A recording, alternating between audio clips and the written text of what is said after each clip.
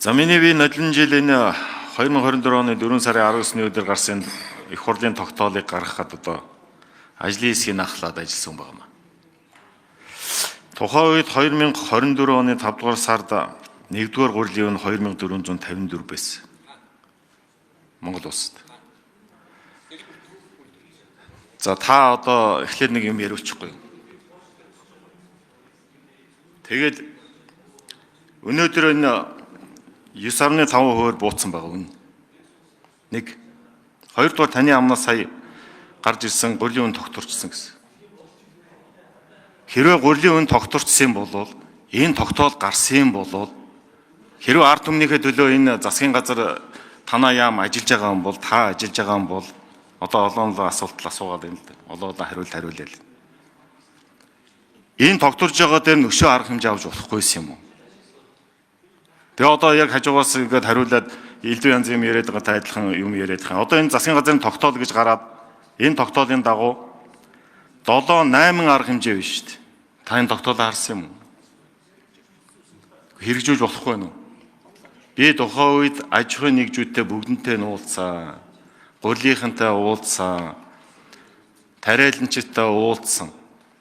Энэ дотор бүх үнийн асуудал чинь бол хүссэн үсээгүй тэн дотор чинь монопол яваад байгаа шүү дээ. Монопол яваад байгаа.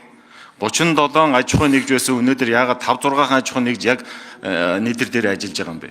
Та болохоор өрсөлдөөн гэдэг юм. Харин одоо энэ өрсөлдөөн чинь бий болж иж өнөөдөр энэ тогтворжоод үнэн чинь тогтворчлоо шүү дээ. Тэр аж ахуйн нэгж чинь ямар нэгэн өрсөлдөөн байдаг юм бэ? Өснөө бол 30-40 тэрбум төгрөгөөр нь 50 тэрбум төгрөгөөр нь дэмжлэгүүд аваад ингэж явсараа гал тэгээд жижигүүдээ няс дарсараа гал одоо өнөөдөр 5-6 нь бол үйл ажиллагаа явуулж байгаа шүү дээ. Тэр аж ахуйн нэгжүүдээр очиод ярьжсэн тэр аж ахуйн нэгжүүдийн өөрсдийн тэр одоо том үйлдвэрлэлээ хамгаалсан яриа өнөөдөр одоо таны амнаас өнөөдөр хөдөө аж ахуйн яамны амнаас л гарч ирээд байна шүү дээ. Бодлогоос гарч ирээд байна шүү дээ. Би аж ахуйн нэгжүүдэд дэмждэг хүн. Аж ахуйн нэгжүүдэд дэмждэг хүн. Аль болох том аж ахуйн нэгж биш, аль болох бага жижиг дунд үйлдвэрлэлийг дэмжиж игдүү дунд үйлдвэрлэл байж иж нэг том аж ахуйн нэгж байх уу, эсвэл 10 жижиг аж ахуйн нэгж ажиллах уу, 10 одоо дахин хүмүүс ард иргэд өөрсдөө амжиргаатай болох уу, тэр болгонд нэг арга гэр нэг аж ахуйн нэгж нэг одоо хамт олон амжиргаагаа одоо дэмжиж явах уу гэдэг энэ бодлогыг л авч явдаг. Өнөөдөр Монгол улсад одоо ядуурын хэмжээ хэд байгаа вэ? 30% байгаа шүү дээ. Буугааг байгаа. 30%. Энэ өндөр тоо шүү дээ. Бид нар энийг өнөөдөр ерөөсөө ярихгүй.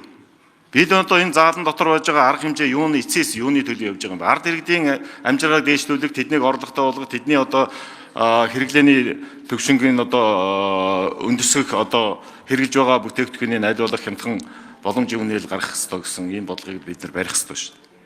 Худлаа биш шүү дээ. Хөлийн цаанд бүх зүйл хямдхан байгаа. Бүх зүйл хямдхан байгаа. Тэр Америкт тэр Европт нь тэр энэ одоо гадаа урд хойд хөршицтэр бүгдэнд нь л хямдхан байгаа шүү дээ. Бид нар яагаад энэ бодлогыг нэг энэ юунд оруулж болохгүй вэ? Хөдөө аж ахуйн бодлого руу яагаад оруулж болохгүй? Хамгийн гол асуудал өрсөлдөөний тухай хууль, худалдааны болон демпингийн эсрэг хуулийг боловсруулж улсын хурлаар оруулж ирсэн энэ хууль хаана байгаа? Энэ хууль орж ирээгүй. Дээрээс нь одоо энэ хөдөө аж ахуйг дэмжих сан, бирж энэ яагаад менежментийг бид нар сайжруулж явж болохгүй юм бэ? Энийг яагаад арга хэмжээний дор оруулж ирээд одоо улсын хурлаар оруулж батлуулж болохгүй юм бэ? Ийм арга хэмжээнүүд аваад яваач гэсэн ийм зүйлийг л хэлье. Хариулт хэрэггүй. Зөндөө олон хариултал сонслоо. Өнөхөр гурилын үйлдвэрүүд цөөрсөн асуудал үн чанарын өрсөлдөөн ширүүн байна гэсэн үг шүү дээ. Тэгэхээр өрсөлдөөнгийн салбарт бол хангалттай байгаа гэдгийг салбар хариуцж байгаа хүний хувьд хэлхийг хүсэж байна. Нөгөө талаар нөөц хязгаарлагдмал. Монгол улс сая 564 мянган км квадрат нутаг төсвөртэй. Үүний нэг 900 орчим мянган га буюу 0.5 орчим хувь. За 0.6 орчим хувьд нь л газар тариалан эрхлэх болцоотой. Ийм байгаль цагуур хөрсний өгөгдөлтэй. Тэр газар нь үндсэндээ төвийн бүсэд байдаг. Тэгэхээр яам өөрөө энэ төвийн бүсдэр их хурлын шийдвэрийг хэрэгжүүлэлт шилжиж очиод үйл ажиллагаа явуулж байгаа.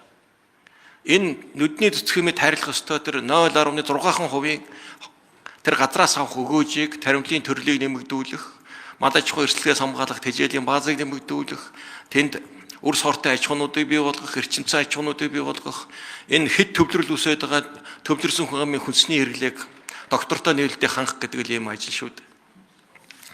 Тэрээс Улаанбаатар цугаад хуралдаа давал ажиллахгүй. Энэ манайх аж ахуй яам, аж ахуй дээр очиж ажиллах хэрэгтэй.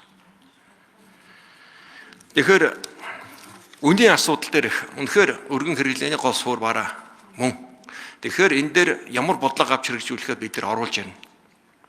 Одоо өнөөдрийн гол зорилт бол тариалт эхлээд байдаг. Тариалчтайгаа Улаанбуудаагаа тарьцгаа гэдэг мессежийг л өгөх одоо ийм хуулийн зохицуултыг л ярьж байгаа. Дараах зохицуултуудыг бид нар хаврын чуулганд багтаагаад оруулж ирье. Үнийг яавал доктортой байх уу? Яавал баруун бүсэд төвөн бүстэй адилхан нэг үнэтэй байх уу? Энэ бүгд өөрөө санхүү хөрөнгө оруулалт бусад одоо төрийн зохицуулттай холбоотой шүү дээ. Тэгээ би оруулж ирнэ. Тэр үед энийгээ бүгдээрээ дахиад тойроод нарийн хэлцье. За энэ татвартай холбоотой 8 одоо заалт өгсөн ийм арга хэмжээ гарсан тогтоол. Энийг хэрэгжилтээр яриад байна. Хэрэгжилтийг яам өөрийнхөө хийх хариуцах ажлуудаа бүрэн хийсэн. Хөдөө аж ахуйн биржээр үрийн болон хүнсний улаанбуудыг харилцах талаар судал шийдвэрлсэн. Бүх үр тариа үр улаанбуудаа биржээр арилжиж байгаа. Хөдөө аж ахуйн корпорац элеваторыг тариалан шийдвэрлэх ашлуулах болцоо бүрдүүлэх. Чөлөөтэй ашиглаж гэрээлд хадгалж өгж байгаа. Дотооддоо хангаад илүү гарсан хүнсний будааг экспортлох болцоо бүрдүүлсэн. Бүгд Хятад улсын хорио цэрийн байгууллагад ажиллаад улаанбуудаа экспортыг нээсэн. Харамсалтай нь тийшээ илүүчлээд гаргаад байх улаанбуудаа алга сүүлийн мэдээгээр 240 тонн улаанбууд гурил экспорт нь гарсан л дэмтэн шинжилгээтэй байна. Лаборатори сорилтын үр дүнд үндэслэн баталгаажуулах чанарыг анхаарсан. Энэ намар ямар чанарын маргаан гараагүй, үйлдвэр нийлүүлсэн бүх улаанбуудын чанар дээр маргаан гараагүй бөгөөд энд хамгийн сүүлийн үеийн лабораторийн тоног төхөөрөмж бүрэн сорил дууссан. Гурилын үйлдвэр хөдөө аж ахуйн корпорац элеваторуудад хүлээж авч байгаа будаа нэг стандартаар дүнг 5 минутын дотор шинжилээ тариаланчид нүдэн дээр нь гаргаад 2 талаас акт зураад будааны чанарыг тогтоогоод явж байгаа. За энэ өрсөлдөөний хуулийн асуудал, худалдаа демпингийн хуулийн асуудал өөр харьяа байгууллагын асуудлаа. За стратегийн нөөц бүрдүүлэх зорилгоор жил бүр 100 мянган тонн улаанбуудааг улсын нөөц худалдан аваа гэсэн. Худалдан авах санал төслийг оруулсан улсын их хурл хассан. Энэ 26 төсвүүдээр дахин оруулж ирнэ, дэмжиж өгөөрэй. Стандартчлал техникийн зохицуулт, энэ стандартын шинжилэх асуудал. Энэ стандарт хэмжил зүйн газрын эрхлэх асуудлууд нь өөрөө үндсэндээ яам энэ хууль баталсантай холбогдуулан авах арга хэмжээгээ 100% хариуцлагатай биелүүлсэн. Манай салбарт 600 мянган хүн ажиллаж байгаа. Монгол улсын ажил хүчний 2/1 нь. Ерөөсө хөдөөгийн хөгжил гэдэг нь өөрөө энэ төвлөрлийг саруулах гол бодлого. Тийм болохоор хөдөөд хүн ажиллах, амьдрах, бизнес эрхлэх таад орчин бүрдүүлэх ёстой. За энэ бодлогол энэ хэрэгжүүлж байгаа бодлого маань яваад байгаа. За бусад газар тариаланг хөгжүүлмээр байна гэж. Үнэхээр тэгмээр байна. Ягаад гэвэл мал аж ахуй эрсдлээс хамгаалахын тулд малын тэжээлийн таримлыг онцгой нэмэгдүүлэх ёстой. Бүхий л аймагуудад бичиг хүсэлт очсон байгаа гişүү дээ. Атрын 4-р аяны хүрээнд 200 мянган га талбайгаар тэжээлийн таримлыг нэмэгдүүлэх гэдэг зорилт тавьчаад байна. Аймагуд янз янз байна. Хамгийн идэвхтэй Доромтойх нь байна. Доромтоход 30 мянган га талбайг бид нар тэжээл үр тарианы тариалтай нэмэгдүүлнэ, хөдөө аж ахуй хөгжүүлнэ, ажлын байр бий болгоно гэж байна. За ихэнх аймагуд 0. Тэгэхээр энд бас яригдсных энэ болцоог засгийн газар их хурл бодлого гаргах 200 мянган гагаар нэмэгдүүлье. Мал сүргийнхаа ашигшин байдлыг нэмэгдүүлье. Газар тариалан мал аж ахуйгаа ингээд хослуулан хөгжүүлье. Экспортын чиг баримжаатай явъя. Маха экспорт нь гаргая, ноос нол руу сайн боловсруулад экспорт нь гаргая. Үр тариагаа ахиухан тэжээл тариал бас экспорт нь гаргая. Ер нь хөдөө аж ахуй экспорт нь гарч иж малчтын орлого, тариаланчдын орлого энэ салбар өөрөө доктортой хөгжих юм байна л гэдэг бодлого явж байгаа шүү дээ. Тэгэхээр оролцоо нь өөр байна.